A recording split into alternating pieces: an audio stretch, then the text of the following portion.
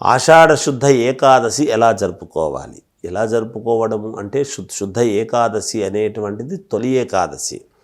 యావత్ సర్వ ప్రపంచము ఆధారభూతమైనటువంటి అన్నము తినేటువంటి వస్తువుల మీద ఆధారపడి ఉన్నటువంటిది కాబట్టి అటువంటి తిండికి సంబంధించినటువంటివి పండించేటువంటి రైతులకు సంబంధించినటువంటి రోజు తొలి ఏకాదశి. ఇంతకుముందు మామూలుగా కూడా ఈ ఆషాఢ శుద్ధ పాడ్యమి నుండి నవమి వరకు గుప్త నవరాత్రులు అని జరుగుతాయి.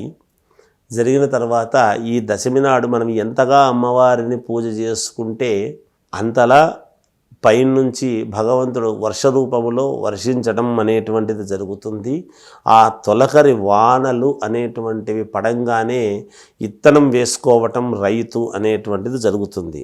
ఆ ఇత్తనాల ఏకాదశి అనేటువంటిది జరుగుతుంది కాబట్టి పంట పండించుకోవటానికి ముఖ్యము సేద్యం చేయటం అనేటువంటిది జరుగుతుంది. అంటే భూమి లోపలికి నాగలి దించి గర్భఛేదన అనేటువంటిది జరుగుతుంది. మరి అలా చేస్తేనే కదా మరి ఇత్తనం లోపలికి వెళుతుంది భూమిలోకి.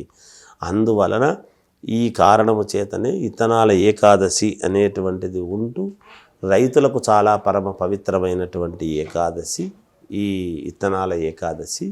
అందువలన ఏకాదశిని ఈ విధంగా జరుపుకోవచ్చు.